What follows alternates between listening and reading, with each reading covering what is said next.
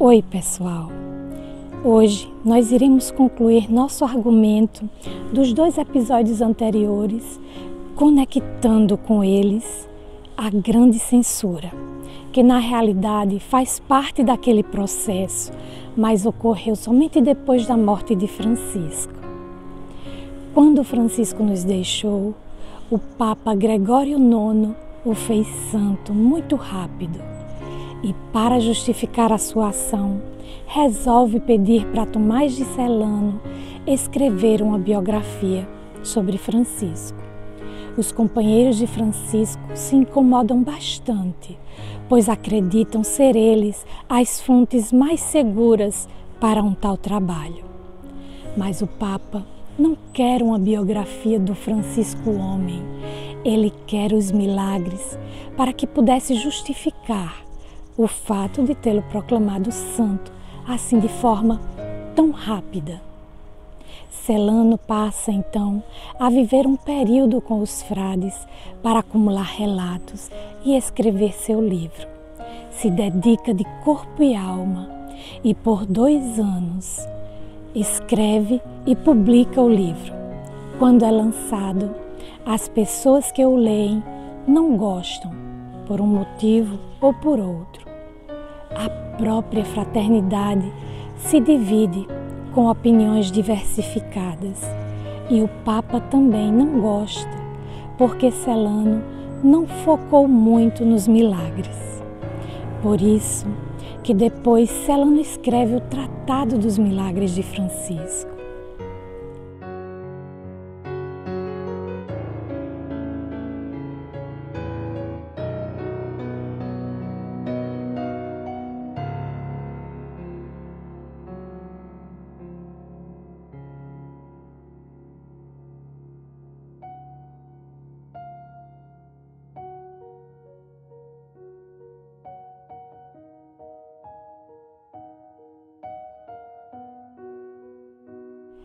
Mas agora, vamos nos transportar para Paris?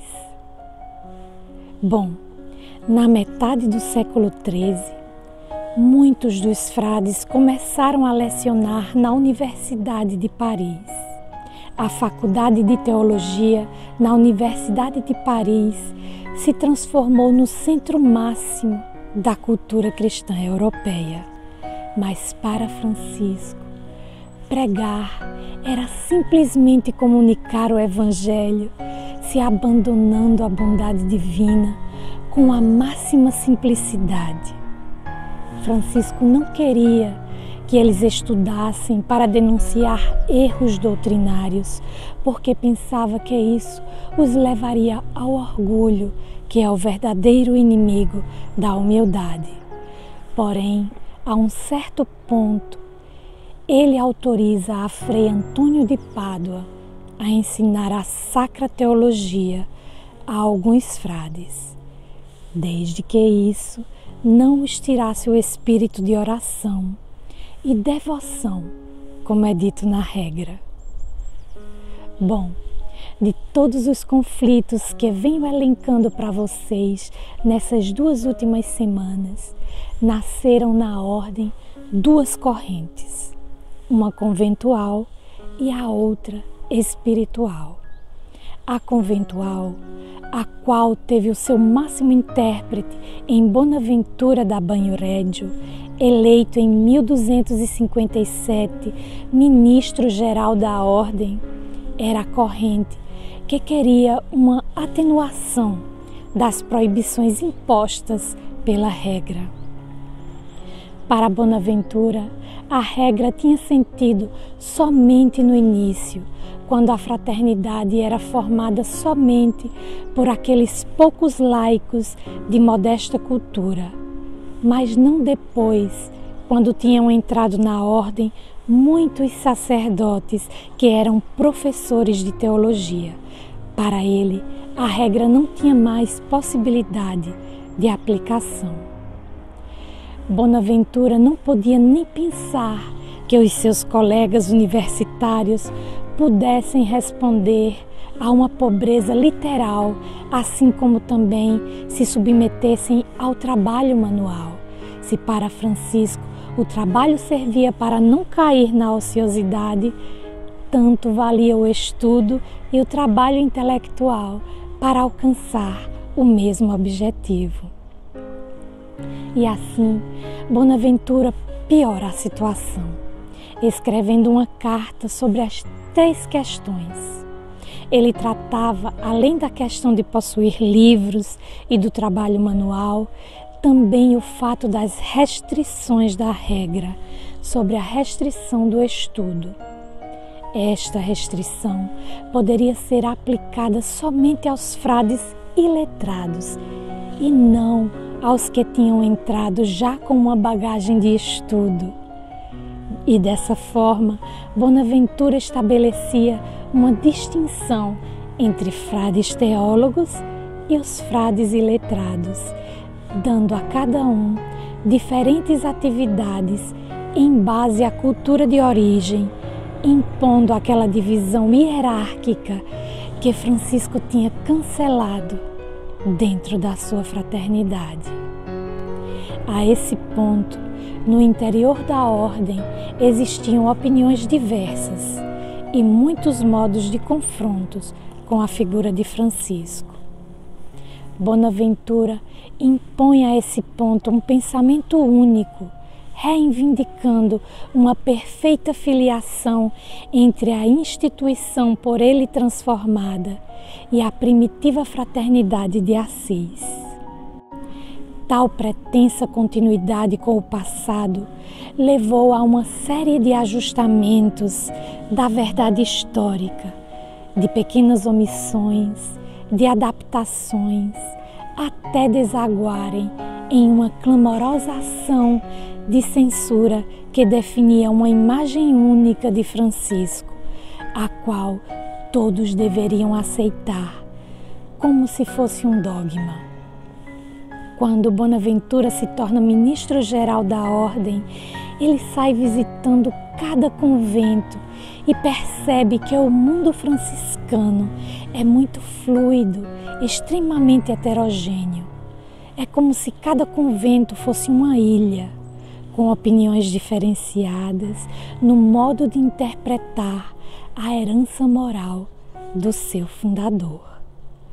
Mas não era só isso. Era heterogêneo também no que se refere à imagem de Francisco e à missão da instituição franciscana.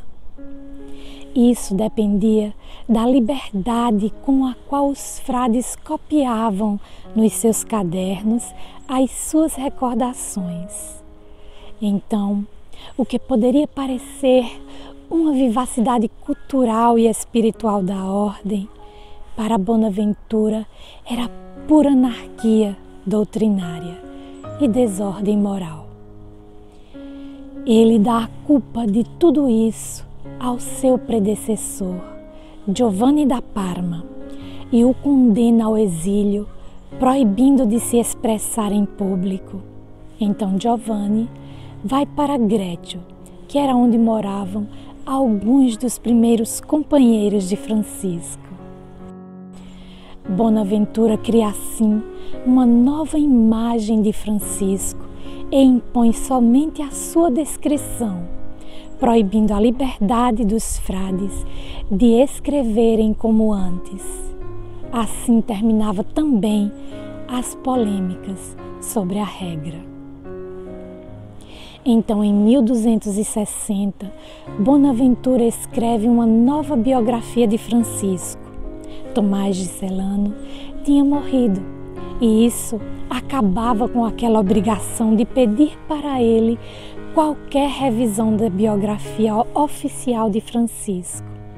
Enfim, o Francisco de Celano era imensamente imerso no seu contexto e isso se mostrava em suas ações e palavras.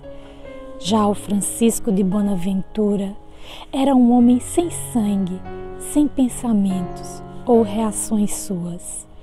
Tudo aquilo que fazia era devido a visões e sonhos proféticos. Era um homem sem dúvidas, sem conflitos, era simplesmente puro executor da vontade divina. A intenção de Bonaventura não era tanto aquela de tirar a humanidade do santo, mas, sobretudo, de ditar novas linhas para guiar a ordem. O retrato de Francisco, feito porcelano, não tinha tido grande aceitação, como eu já falei para vocês, mas ele não tinha pretendido que sua visão fosse a única. A ideia de Bonaventura, ao contrário, foi impor sua biografia como a única possível, e para isso ele decreta no Capítulo de Paris de 1266 a destruição de todas as precedentes biografias de Francisco. Bonaventura considera que a organização e a ordem sejam a salvação do homem contra o mal, eliminando todo o caos gerado das 1000 ideias fragmentárias da memória de Francisco. E assim, para ele era imprescindível anular tudo que não fosse necessário e que poderia confundir ou causar polêmicas, gerando caos. Bonaventura considera a multiplicidade, a variedade como desordem e impõe uma visão única de Francisco, porque para ele a verdade é una. A partir de então, a única fonte de estudo era a lenda maior de Bonaventura. Nesta obra, ele sugere uma história unitária e serena da instituição franciscana, sem censuras ou contrastes. Ele se faz verdadeiro intérprete da vontade de Francisco, mascarando as inegáveis mudanças, alegando continuidade com o passado. É evidente que as suas disposições não deveriam ser apresentadas como novas. Quem deveria mudar era a figura de Francisco.